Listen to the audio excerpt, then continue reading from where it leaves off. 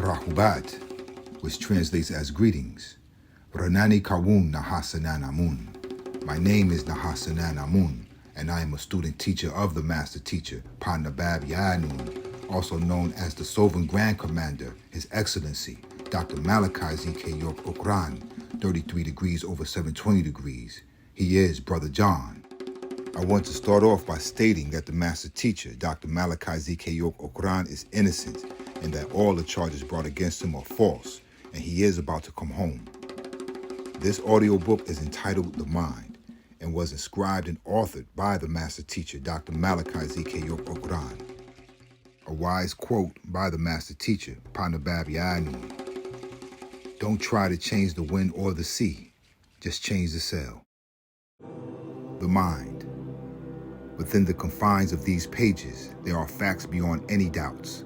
Thus, begin all acts and thinking by using Pa Pa'ut, the all. I came giving you what you want, so you would learn to want what I have to give. A personal note from the inscriber. I, your master teacher, Dr. Malachi Z. York, am calling you to accept this wisdom that I have to give to you. Of the many teachings that I have inspired you to learn, the mind is one of the greatest, for it was a special gift given to you by Panataru, the overseers, angelic beings who are your descendants down to you. However, you refer to them as your ancestors. This scroll is a revised copy of the original scroll called the Mind. The reason why I am bringing it forth to you again is because the first time I let it out, it inspired many of thousands of minds out there. So I give it to you again in a scriptural form so that ye may understand it more fully. Make note that all of the quotes in this scroll is coming from the original Aramaic Hebrew, Greek, and Ashuric Syriac Arabic languages and in the original chapter and verse order. However, you may also refer to your Bible, Quran, etc. for the new order for these quotes. Also make note that the foreign words used in this scroll is coming from our divine language called Nuwapic. The reason for this is so that you may learn to speak your own language without other translations. This is your first step. Children of Panataru, all of you Nuwapians, this scroll's purpose is to guide, to improve your everyday living, everyday emotions, everyday sayings, etc. Know that I am here to guide to break the spell of Leviathan, King Gu, and put you back on the right path. So hearken unto all of my words. However, it is only for those who want to listen to me and follow my teachings. This is one of the divine inspirations, along with the Book of Light by Dr. Malachi Z. York, the Ratib of the Mahdi, the Prophet by Khalil Gibran, etc., which was all sent to you for proper guidance and for keeping the remembrance of Panataru within your mind, body, and heart. Make the teachings of this scroll a part of your everyday life. Don't just read it and put it down. Study it intensively. And by all means, give it to a friend or child or parent who are in need. This is universal knowledge, which I send forth to you all. Scroll 1, the Enocyte, Mortal Man, 19 times 3 equals 57. Lo, all of ye children of Nuwapu, who have embarked upon the name Nuwapian, I, your master teacher, who you know as Dr. Malachi Z. York, have been sent to you to break the spell. I am about to impart upon your mind the mechanics of what you call the master organ, or simply the brain, which works with the mind. Know that your mind was a special gift given to you by your ancestors, whom I call your descendants, for they came down to you from above, all within Papawut, the all. Within the confines of these pages, you shall embark upon the knowledge of the mind, which is working with the brain and the nervous system, 3 out of your whole body and being. The brain is one of the most intricate of organs within itself and was created by Parazaku, the providers. This knowledge which I am giving to you has never been taught to you by any. Remember, my dear Nuwabian. With right knowledge, you receive right wisdom and a right understanding overall. This is the science of your way of life, Nuwapu. The challenge then, dear Enocyte, is to gain control of the mind by methodically slowing down its continuous ramblings, the internal dialogue, and focusing on positive and uplifting objectives. It is possible to begin to understand the workings of the psyche and bring about a more effective life.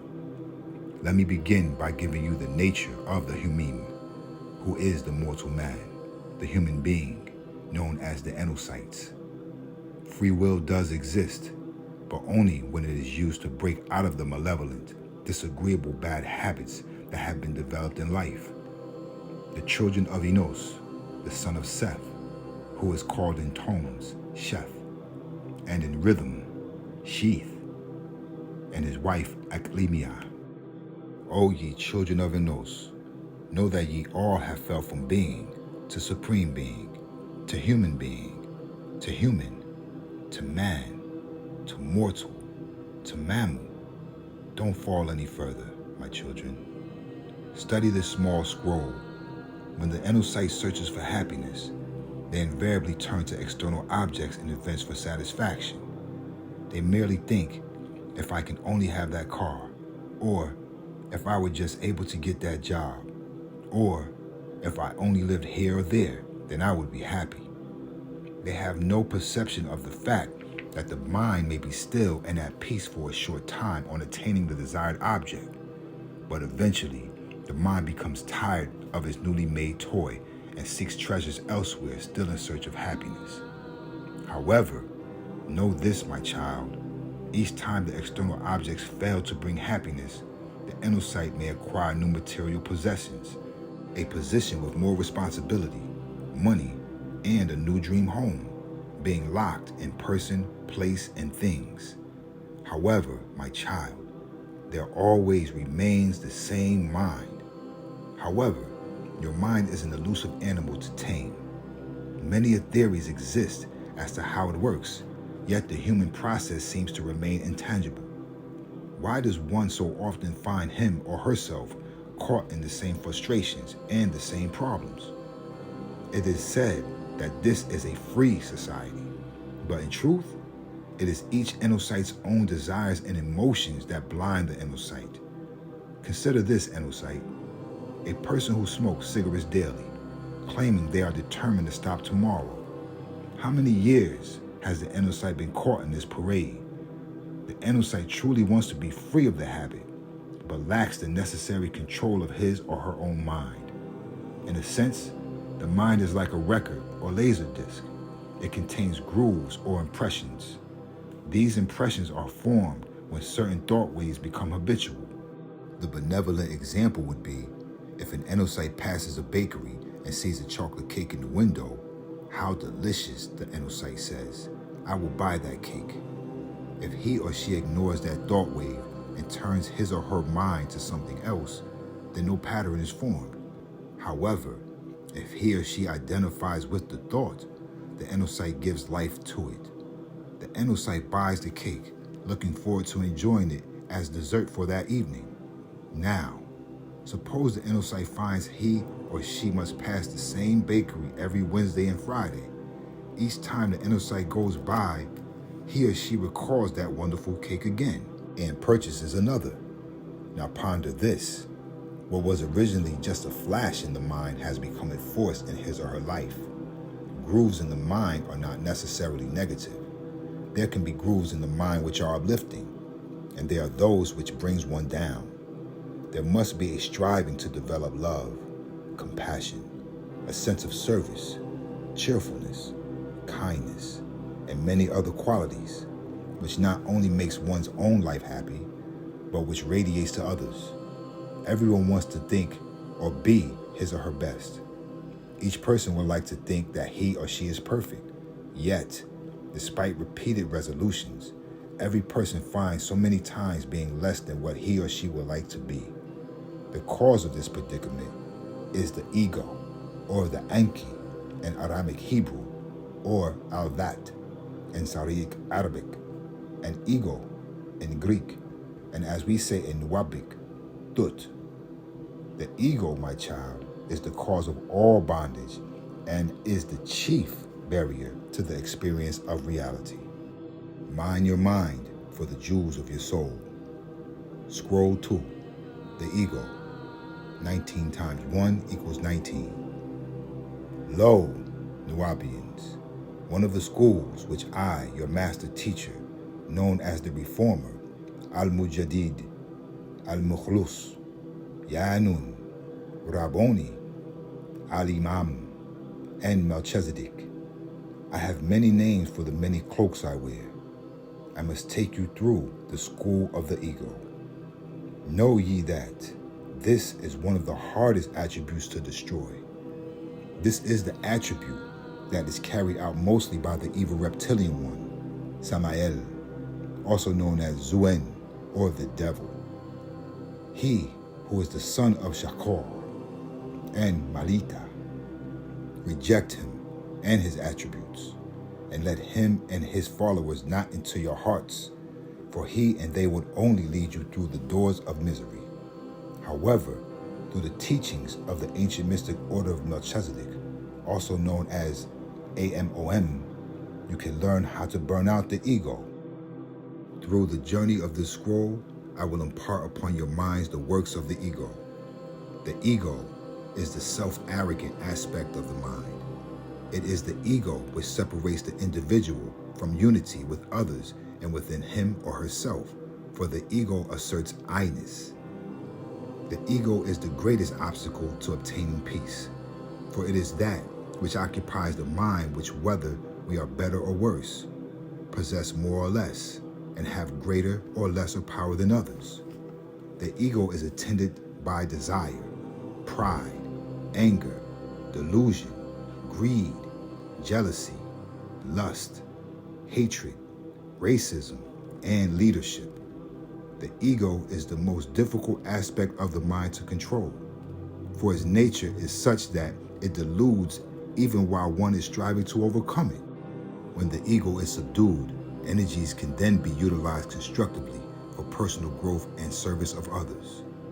Mind your mind for the jewels of your soul. Scroll 3, the power of thought. 19 times 3 equals 57. Lo, all of ye Enocytes project some kind of vibration to those around thee. Some are a pleasure to be with. They seem to have a certain energy that they share with others. Then there are those who are absorbed by the negative and depressed, and they seem to actually draw energy out of people in their environment. The reason for this, my child, is because there is a power contained in thought. Know ye that it is very subtle, yet it does exist, and it is extremely powerful. Whether a person is aware of it or not, the inner sight is constantly transmitting and receiving thoughts. This, my child, is why people have experiences of what they call ESP, or extrasensory perception, from time to time. Some wish to call these experiences coincidences, but they are not. Every thought has weight, shape, size, form, color, quality, and power. For example, a spiritual thought has a yellow color, while yet a thought charged with anger and hatred bears the color red. A thought is like an object, just as an apple can be given to your friend or taken back. So also it is possible to give a useful, powerful thought to someone and take it back. There is a power, an energy into which each person can tap if the inner sight only knows it is available to them. This force inspires, encourages, reinforces, and gives strength to all those who seek to grow in the positive direction.